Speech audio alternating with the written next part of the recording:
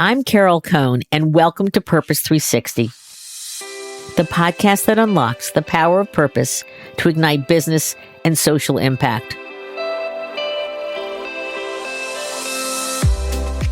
Each week, we uncover how purpose can transform organizations, inspire leaders, and help people flourish.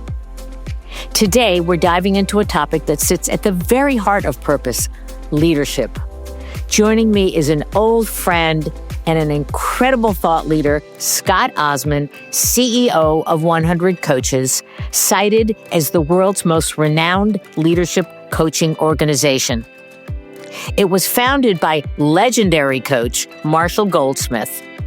And in its work, 100 Coaches has guided many of today's most influential executives, helping them to lead with greater authenticity, clarity, vision, and heart. In our conversation, we'll explore what does great leadership look like in today's world, how leaders can balance empathy and vulnerability with accountability and performance, and why purpose isn't just a nice to have, but a strategic imperative. As Scott reminds us in this conversation, leaders are stewards of their companies, their people, their customers, and their ability to impact the world. So get ready for a thought-provoking conversation on the next frontier of leadership, one grounded in generosity, humility, and purpose.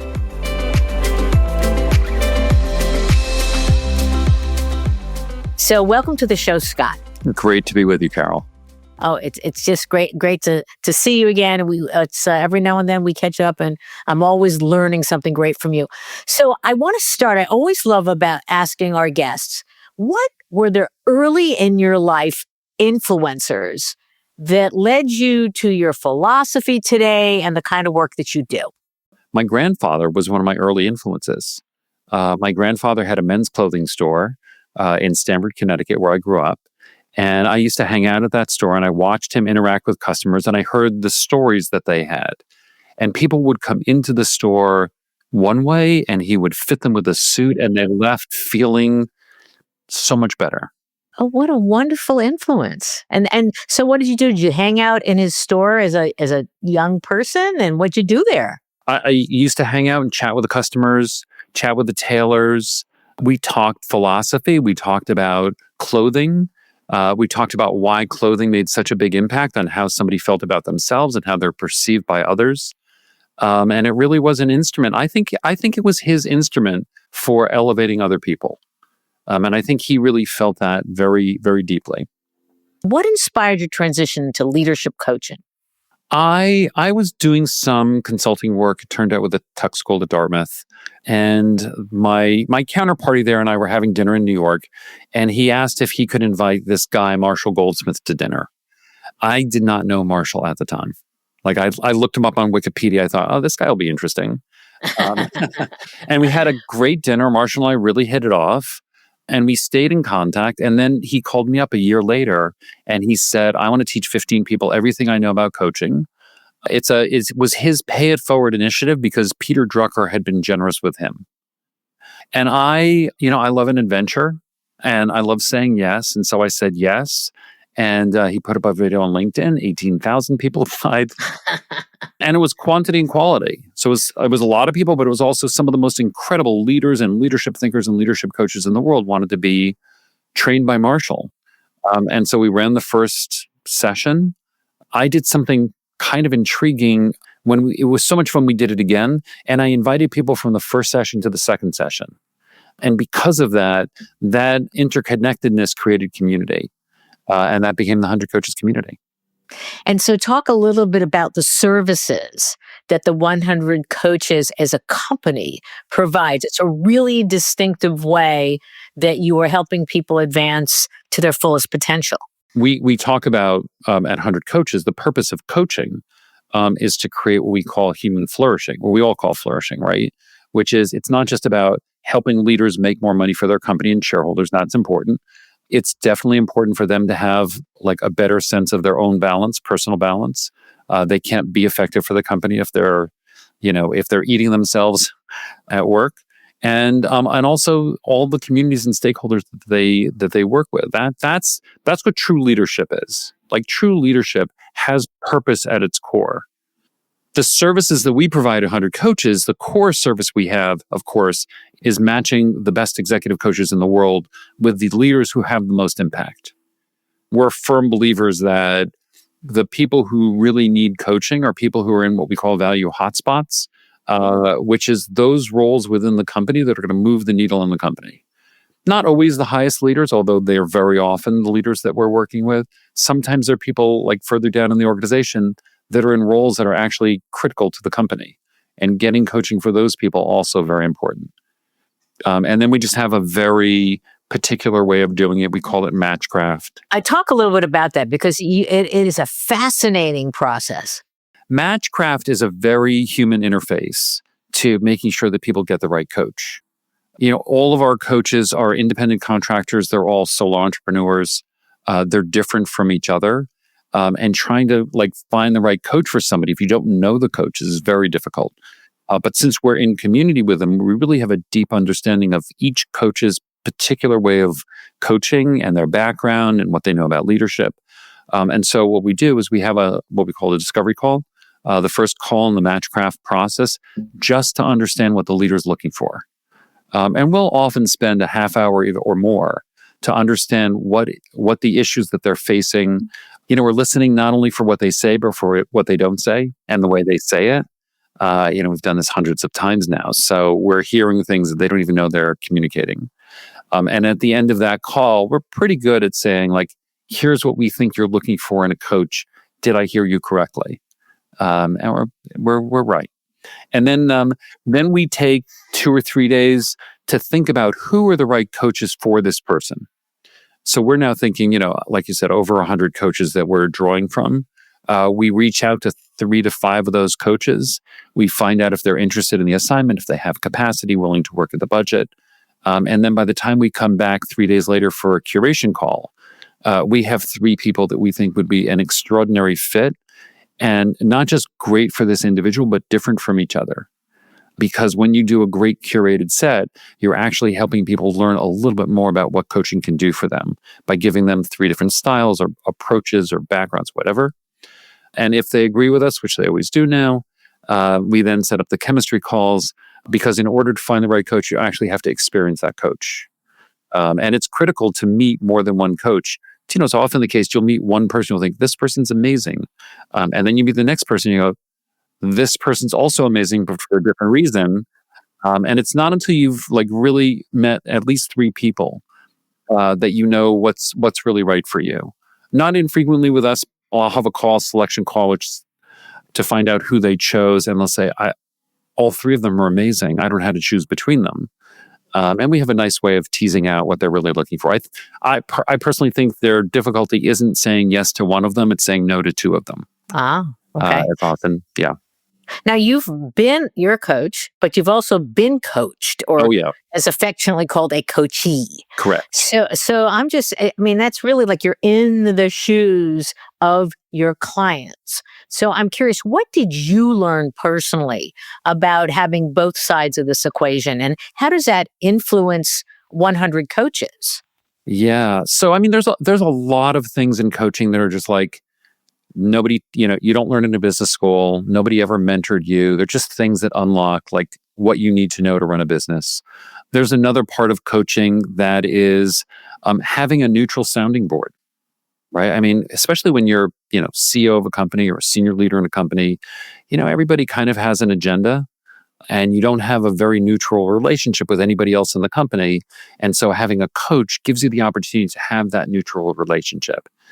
But I think my favorite part of coaching, and certainly the most impactful for me, the coach who really, I think, did the most for me, I've had a couple coaches who've done this, is removing the internal barriers that we place on ourselves of, self-limiting beliefs.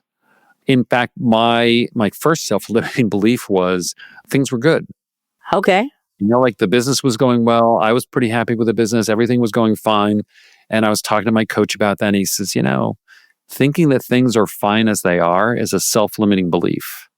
because it's stopping you from expanding into the possibility and full potential of what you can do.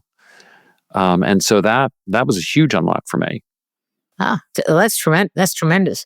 You also, one other trait about 100 coaches is you talk a lot about generosity.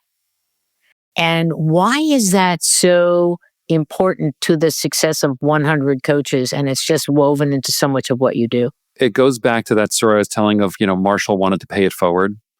Peter Drucker had been generous with him, and Marshall wanted, and that is really the absolute essence of our DNA. And candidly, I would say for most coaches, that's the core of coaching. Certainly they should be well compensated. That's part of my job for the agency is to make sure they're very well compensated, but they're not doing it typically for the compensation. The job of a coach it's such a high impact world, again, at the level that we're working at.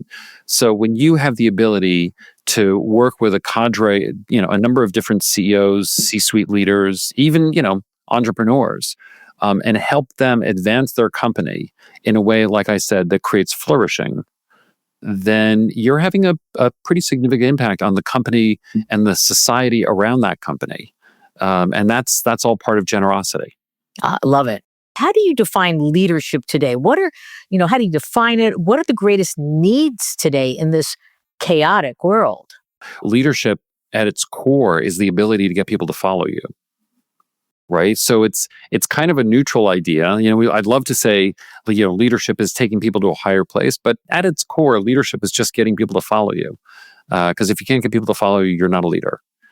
I have to say, as you move up the ladder of leadership, so, if you think about the way somebody progresses, they start a job, they're an individual contributor, then they, get elevated to manager. They still know how to do the job, but they're telling other people how to do the job. And then, as you continue up, it just gets more and more focused on vision, priorities, inspiration, and then making sure everybody has the resources they need to be successful. So when you've coached, what are different flavors of success that these leaders, they've been coached for a year or so? What's it look like? So there's a lot of different types of there's a lot of different successes that happen in coaching. It's really good to establish what success looks like, so that the coaching is coaching towards that successful outcome. Many other things will happen also, but we like to know, this is what the company wants to see from coaching, so that we make sure that we hit the mark on that. Some of the other things that happen from coaching that I think are wonderful successes is most leaders from coaching find greater balance in their life. Most leaders through coaching have a better sense of how they're perceived by others. It's one of the most consistent thing. Consistently, I think very few, I was going to say very few, almost nobody truly understands how they're perceived by others. Because they're in a bubble in a way. Yeah, I think I used to say the jam can't read the label on the jar. Right? Oh, that's very funny. You can't see yourself from the outside because you're on the inside. And so a lot of what, very often coaches start with a 360, and it's people around them people around the leader telling the coach how they perceive that leader. And the coach distills it down and communicates it back in a way that the leader can hear, sometimes soft, sometimes hard. And the frequency with which the leader will say, I'm sure everybody's going to say glowing things. And typically the coach will say, well, we'll see. And it's always, it's always diverse, and you learn a lot. And that is, one of the biggest successes of coaching, I think, can be a healthy dose of humility, and recognizing that a lot of the things that you thought you were doing well, not so good. Being a better communicator because you think you're communicating well, and then you find out one of the here's a big thing that leaders learn in coaching is when you become a leader, especially as you move up that chain of leadership, and now you're becoming a more important leader. Initially, your whole life, you're saying your opinion, you're talking, you're getting a gold star and 100, whatever. You're very successful, great. And then you become a leader, and when you talk, what you say is never an opinion. That's very powerful. And I'm curious about what is the role of humility in leadership today? So how do you coach for that? Are you asked for that? What are you seeing about humility? I love that question. Internally within the company and in your role as a leader, I think humility is one of the greatest strengths of a leader. Actually, we were talking before, Hubert Joly, great story of humility. He was brought in to Best Buy when I think Best Buy was one of the last big box electronics retailers. And it was just assumed that Best Buy was also going to go out of business. Right. 6 months and gone. 6 months and gone. And he went in and he's super smart guy, has all the answers, very successful career, McKinsey and Harvard, the whole thing. And he comes in, he can't figure out the problem. And so he goes to the stores and Marshall, I think, helped coach him to this. And he goes to the stores and he's talking to the people. And he says, look, I'm Hubert Joly, CEO of Best Buy. I don't have the answers to help us in this problem. I need your help. And that was it. And he became known for raising his hand, I need your help. And because he did that, he heard from the people at the front lines what actually was a possible business idea that would save Best Buy. And it did. He took the advice of the frontline workers and understood what the customers really wanted and had the humility to go with their insights instead of his intuition. And of course, Best Buy continues to be a thriving company. And I love the fact that he said, when someone comes in, don't sell them something. Listen to what are their needs and become relational with them. And he became relational with the blue shirts, and the blue shirts became relational with their customers. And they were then seen as problem solvers. It's a great, great turnaround story. And so let's pivot a little bit or go to the role of corporate purpose today. And so very curious about when you're coaching your leaders, no matter what industry they are, public or private, how important is it having a distinctive purpose for them today? Yeah. Well, I mean, look, Carol, you and I go way back in the whole world of purpose. So I have trouble hearing any leader without thinking about purpose. But, the truth is, at its core, purpose is, understanding where you stand, where are you grounded? How do you direct yourself? Always includes, I don't know why we always have to say this, but it always includes making sure shareholders are well represented. They're always well represented. But understanding that a lot of the things that we think about as being in opposition are not in opposition. And having a purpose helps you see not that they're in opposition, but they require creativity to see it all fit together. And purpose gives you that creativity to be able to say, we're going to do this. It's in alignment with everything we stand for, and that's what's important to us. I wanted to ask you, let's see, because we're getting to the bottom of this, but I love the conversation. The role of creating the richest cultures, the cultures that truly exude their attitudes, their character. What's the best way for leaders to do that? Any behavior that you want other people to follow, you have to be the example of that behavior. Right? If you want to have a culture of humility, you have to be humble. If you want to have a culture of generosity, you have to be generous. Don't expect that you're going to tell people to do one thing and then show up differently. They follow your actions every day. Mm. Yeah, it's almost like a young child looking up to their parents with great affection and love. And what do you want me to do, Mom? What do you want to do, Dad? That's why I asked that question very much in the beginning, what really impacted you as a child? I always say that the speed of the leader is the speed of the troops. Not that they're going faster, but then how they are marching forward. So it's fascinating in our current political environment for sure. As we get to the bottom of this, Yeah. What's one leadership myth you wish you could retire forever? You know what? The first one that comes to mind is that leaders need to be the smartest guy in the room. Great one. And I think too many leaders believe it. I think that's a huge Achilles heel of a leader. Leaders, almost by definition, cannot be the smartest guy in the room. Right? They need to have, because they're not going to know everything about everything. That's not the role of leadership. Leader has to be a visionary to say, this is where we're going, and then bring people around them who can help them get there. So being the smartest person in the room, love to retire that. Okay. You have another one you want to retire? That was a good one. The myth that you want everybody to be like you. The myth that, for me, it's not. The reason why I'm struggling with it's so not a myth for me, because I believe so in every cell that diversity creates strength and creativity and all the things that you need to be successful in a company. And yet I feel like the mythology of the leader picking a subsequent leader that's exactly like them should be retired. Now that's great. So as we close, it's been a great conversation. I love it.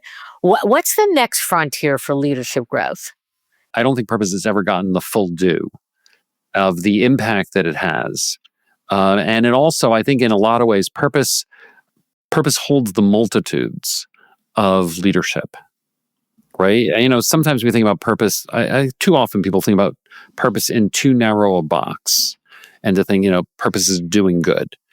I think that's just one part of it. I think purpose is really, having a vision of where the company's going to go, a vision that includes success for the stakeholders, but also nourishment for the employees so that you get the best employees, so that you are a good citizen in your communities, so that the communities welcome and celebrate the fact that you're in their community, whatever that means, so that you can create more human flourishing. I think that people are going to reward those companies that really embrace that. And I think the idea of human flourishing, and by the way, I'd almost say not just flourishing, but generational flourishing. Because I think it's important to think, we're not just doing things for ourselves and the people around us today, but we're also thinking about the people generations from now that are going to be living with the consequences of our decisions. And I fundamentally don't believe that those things are in conflict. I think as leaders, that's where we need to be thinking and growing. Love it. Love it. This has been an amazing conversation. I always give the last word to my guest. Ugh. So how you can say something you've already said, or you want to just an attaboy to our listeners or anything like that? Well, if it's okay with you, I just say, you, Carol, have been a real inspiration for me. I have known about your work for decades, even well before I got into purpose, which was a long time ago now. I just have always been inspired by your creativity and innovation, the way that you bring other people together. I'm so delighted to be in conversation with you today. Oh my God! Thank you. That was so kind. But Scott Osman, who's CEO of 100 Coaches, a coach and a coachee, and a wonderful, marvelous human being. So thank you so much, Scott. It's been a joy. Likewise. Thanks, Carol.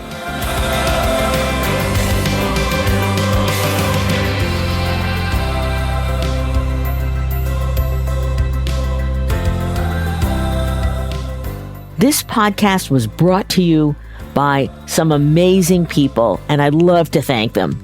Ann Hundertmark and Kristen Kenny at Carol Cohn on Purpose, Pete Wright and Andy Nelson, our crack production team at True Story FM, and you, our listener.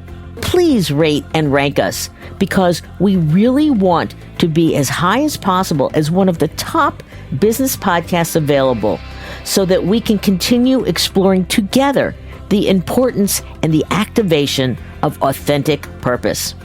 Thanks so much for listening.